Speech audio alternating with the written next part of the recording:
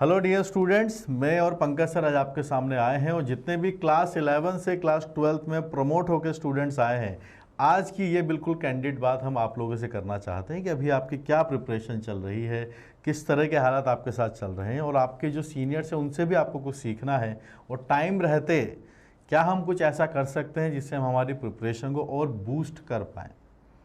तो sir, students जो अभी 12th क्लास में पढ़ रहे हैं, ये पहली बात तो पता कैसे करें कि इनको जो तैयारी हो रही है वो मेंस लेवल की हो रही है या एडवांस लेवल की हो रही है या सिर्फ बोर्ड का पढ़ रहे हैं। जैसे एक चैप्टर है करंट इलेक्ट्रिसिटी, ये बोर्ड में भी आता है, ये जेई मेंस में भी आता है और जेई एडवांस में भी आता है।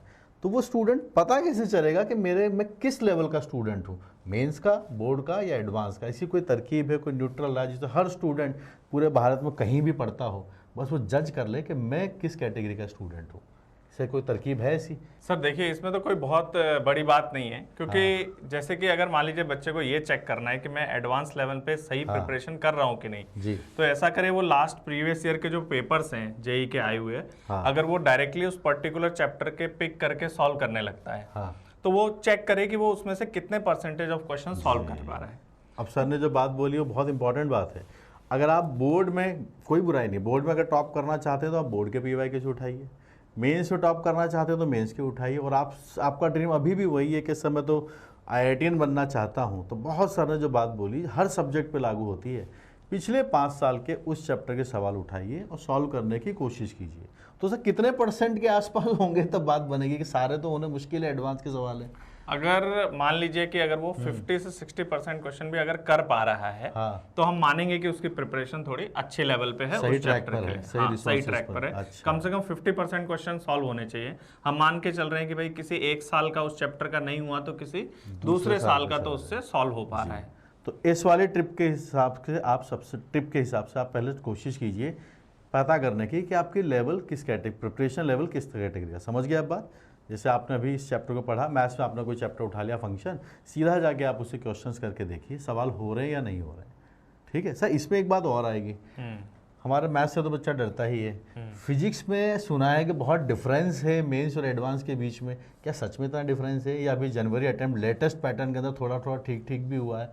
बच्चों करंट अपडेट क्या है इस बारे में और कैसे इंप्रूव करें? करंट अपडेट तो ये है कि जैसे पहले साल, जो पिछले सालों में जो जेई मेंस के पेपर आ रहे थे, उससे इस बार का पेपर थोड़ा सा अच्छे लेवल पे गया है। तो मतलब और पढ़ना पड़ेगा इनको। लेकिन सर इसमें एक इम्पोर्टेंट बात है कि अभी भी अगर हम इसको जेई एडवांस से कंपेयर करें तो ये सीधा डबल जंप है एकदम। ओके, सीधा डबल जंप है। फिजिक्स के साथ डबल जंप। अगर बच्चा बिल्कुल सिंपल प्रिपरेशन कर रहा है और वो कह रहा है कि भाई नहीं ठीक है, मैं मेंस पूरे साल भर कर रहा हूँ, और वो सोच रहा है कि लास्ट के 2 महीने में 3 महीने में हम एडवांस को एकदम से पिक कर जाएंगे, तो ये इतना संभव बात नहीं है। उसके लिए बहुत मेहनत करनी है। आधे बच्चे से 1 शॉट के हिसाब से भी वेट कर रहे हैं।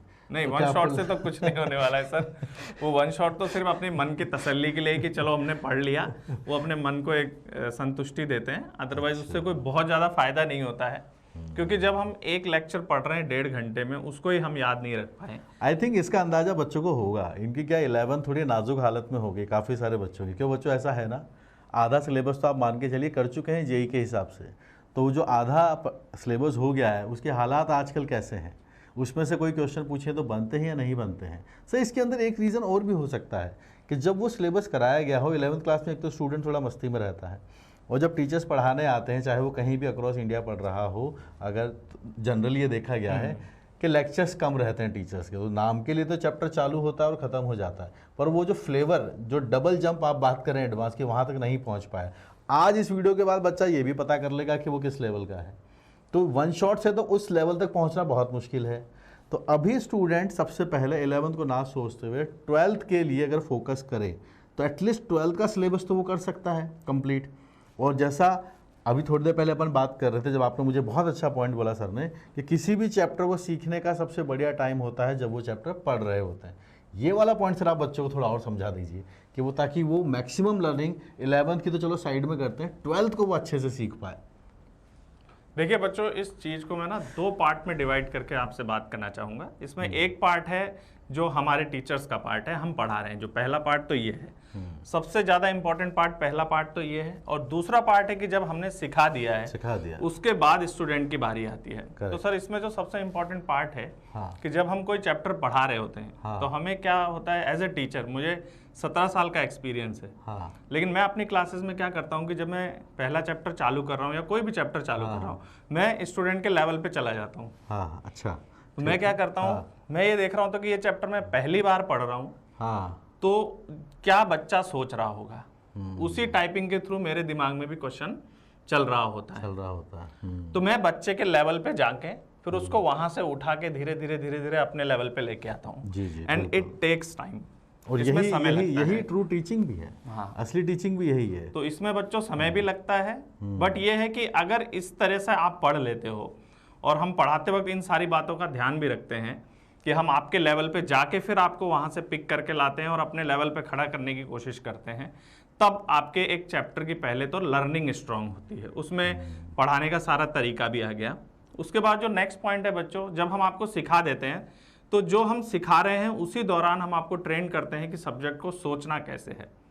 और जब अगर आप सेम ट्रैक पे सोचने की आदत डालते हो तभी आपसे टफ लेवल के प्रॉब्लम सॉल्व बनेंगे। करेक्ट। इतना आसान काम नहीं है कि आप टफ लेवल के प्रॉब्लम को 2-4 चीजें सुन के जाके आप उस प्रॉब्लम पे बैठ गए, या कोई एक दिन एक वीडियो देख लें जिसके अंदर 10 घंटे में पूरा सर 10 घंटे में पूरी फिजिक्स करा देते हैं सर, 15 घंटे में पूरी मैथ्स करा देते हैं, तो बच्चा फिर अपने ज़िंदगी के 2 या 3 साल देखे कैसे तैयारी कर रहा है, वो क्यों ना उन 15 घंटों को एक महीने में इतनी बार देख ले कि चैप्टर्स याद हो जाए। बेटा ये सब बातें जो हैं, देखिए स्ट्रांगली अगर आपको पढ़ना है तो हर कॉन्सेप्ट पे मेहनत लगेगी।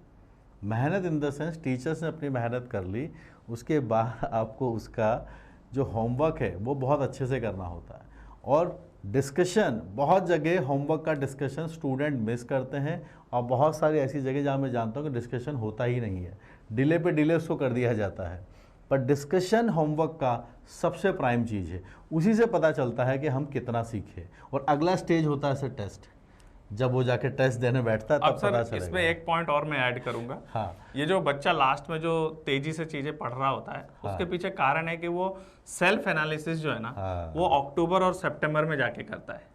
इवन वो कई बच्चे तो और भी लेट हो जाते हैं, दिवाली के आसपास पहुंच के अपना इवेल्युएशन करते हैं, जबकि वो आज समय है कि आज आप अपना इवेल्युएशन ढंग से करें कि भाई हम किस लेवल पर हैं और हम अपने आप को कैसे अपलिफ्ट कर सकते हैं।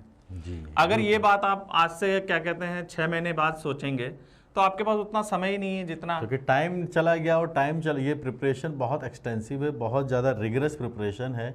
आप सोचिए, आप चैप्टर को अगर आपको 10 दिन अलॉट हुए हैं, वो आपके लिए मैक्सिमम टाइम है, जिसकी हम थोड़ी देर पहले भी बात कर रहे थे, आपको बता रहे थे। वही टाइम है जब आप उसको बोर्ड लेवल से खींच कर एडवांस लेवल तक लेकर जा सकते हैं। उसी में आपको सारे रिसोर्सेज करने हैं, मेरे एडवांस के क्वेश्चंस भी करने हैं, कुछ और मटेरियल जो टीचर्स आपको दे रहे हैं वो भी सॉल्व करना है, और सीखते भी चलना है। मैक्सिमम टाइम वही है आपके पास से।